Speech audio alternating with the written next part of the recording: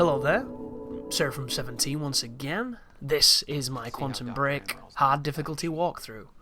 This is Act 4 Part 2, Preparing the Time Machine. So would you believe me when I said we're literally almost at the end of the game here, in spite of the numbering system, because of just how little is left to be done, outside of one particular act in one particular part in Act 5 that's a pretty long one full of combat, which I really enjoy.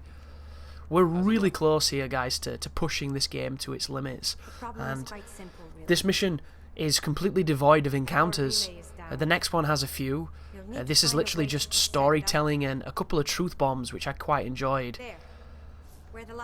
I find this bit completely baffling, though, from a narrative perspective. It's one of those oversights where the characters are stupid for the sake of creating more drama and tension within their own tale.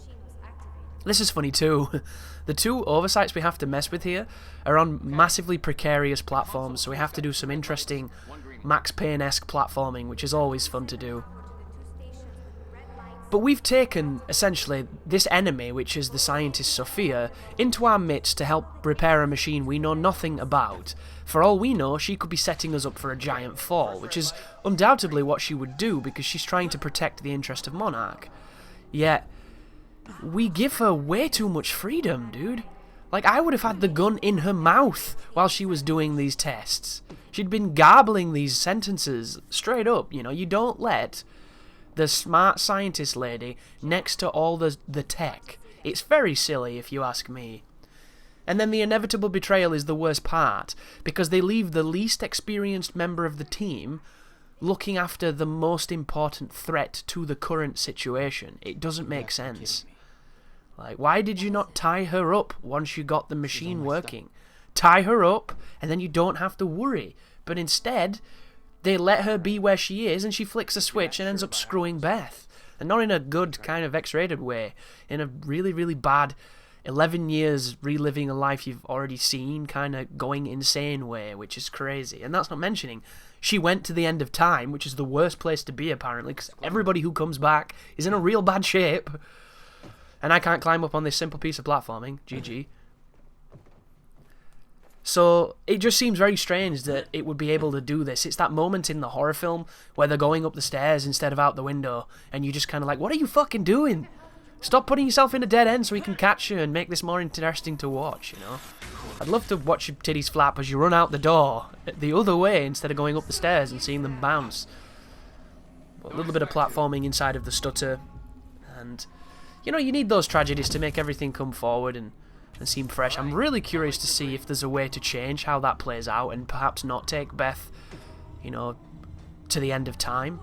But it seems like too big of a part of the story for that not to be a key element. And then, of course, in the end, because we do kind of revert time, we save a lot of people who, you know, perhaps shouldn't have been saved.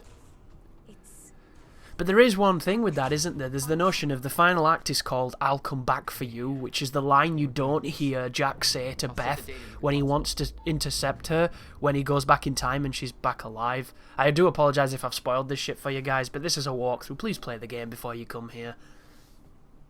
But you'll notice when he saves Will, Will says it's a closed loop, and that the fact that he never saw him actually die means he's able to be saved, because if not, it would have just kept happening. And he uses the example of that you see an egg on a table, you come back and it's broken, so you go back into the past to save it, you knock the egg, and that's why it was broken in the first place. And it's kind of that closed loop.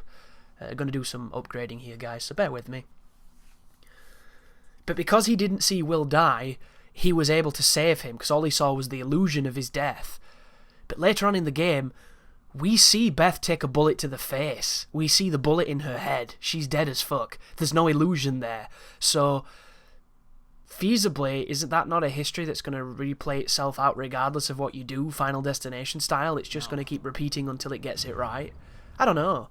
You know, time travel's confusing, but that's definitely the part of the story where it's like, really, you're going to let the fucking scientist run loose while you're going into a time machine? Great idea, guys. Here's a nice golf clap.